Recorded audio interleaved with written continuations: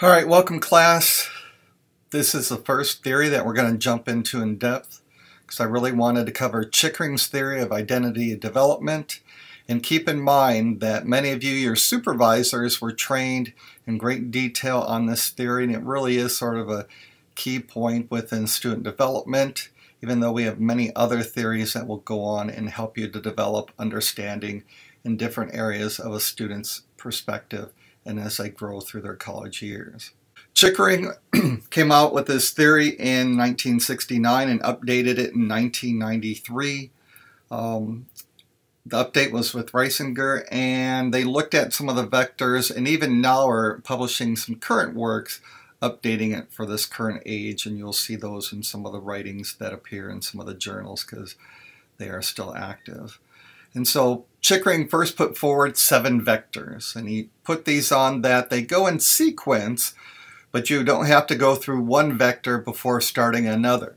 But they did look at first developing competency, as this is something that freshmen do on a regular basis as they come to college, and for many the first time are on their own and able to make independent decisions. So they look at developing competency, and this could be in their social life and academics as well as surviving college. The next vector that they move up to is managing emotions, and college can certainly give free rein to a lot of those emotions, and we'll go through each of these 7 vectors a little bit more in depth later on in this video. The third vector is developing autonomy, and this one has been renamed a little bit, but autonomy basically is cutting the apron strings between you and your parents, making those decisions on your own as well as independently of your parents, and sometimes even contradicting your parents. The fourth vector is developing mature interpersonal relationships that go on beyond Facebook but are more intertwined, and where you share part of your values and you're sharing your life with that person in a mature way. And this certainly has been developed through the years. As you can imagine, a lot of people always say, this is a friend that I've had since college, and college, I think, allows some of that freedom to develop some strong interpersonal relationships. The next vector is establishing identity. Who are you going to be? What are you going to do? It goes into not only the academics and social part of college, but also in the career, and how do you develop as a person, of your ethics, your morals, and then going along in that area, which is developing purpose. And so this is connected to, the sixth vector is developing purpose, and this again connects with the academics, but also realize that what you study is your major. Your career and your life pursuit is definitely something else. And then the seventh vector is developing integrity. And it's not that we don't have ethics, morals, and integrity when we're freshmen, but we finally develop our clear understanding of it, that we have considered our values. And so this again will also match into the academics and careers that you might pursue and how you might pursue them. So to go into a little bit more in depth, we'll go into first developing competency. So as you can see, I put up a picture of, this is actually Harvard University, one of their pictures. And you know, at times we think of that as one of the first universities, and what they really looked at, and what all 3,300 institutions of higher education now look at in the intellectual realm, is the knowledge, able to expression and express those ideas and concepts, as well as some of the cultural sophistication, and really being able to step into new areas and find yourself having some self-confidence in those areas. There's also some physical manipulation of skills, not only wellness, but artistic as well as physical prowess, as our bodies and mind continue their development from a human standpoint. And then some of the interpersonal, developing the expression of your feelings, your words, your actions, you know, and where we become confident on that and really begin to develop who we are outside of those molds or cliques that might have developed in middle school and high school.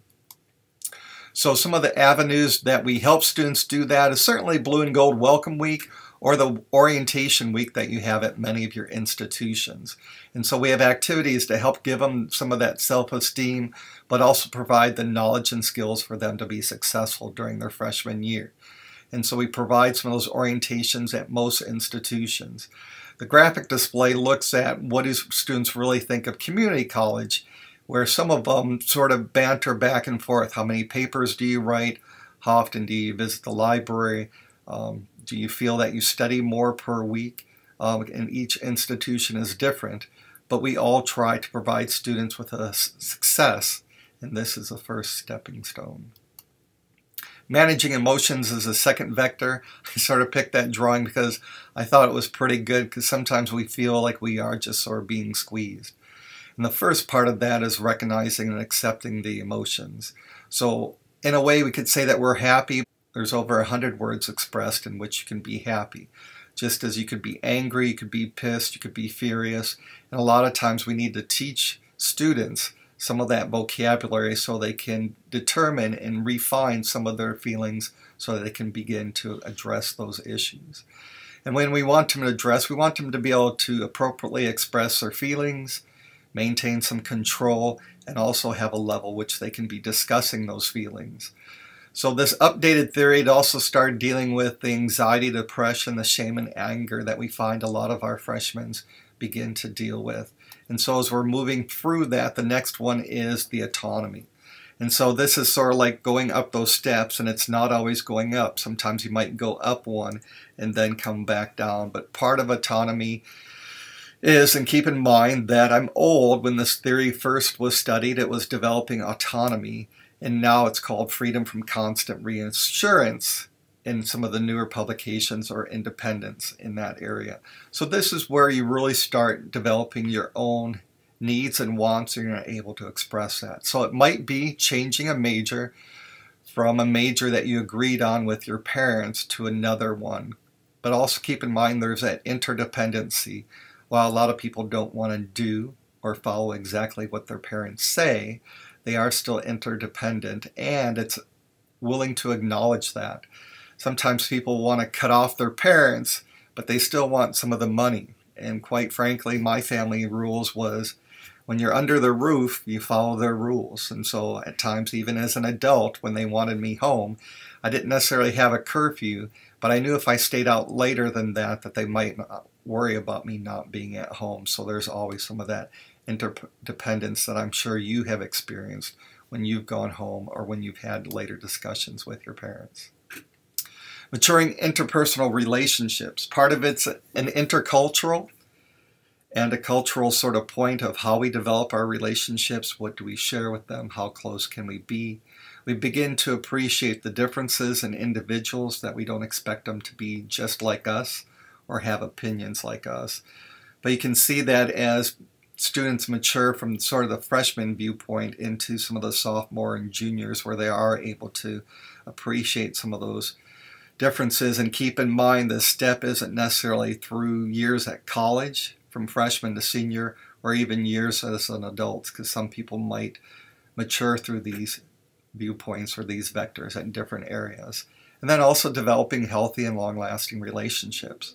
And sometimes student affairs professionals, we need to realize that we need to teach people what is a healthy relationship, just as we need to teach some people what's stalking behavior. But part of it is these are freeing interpersonal relationships, and again, relationships that you acknowledge and value on your own.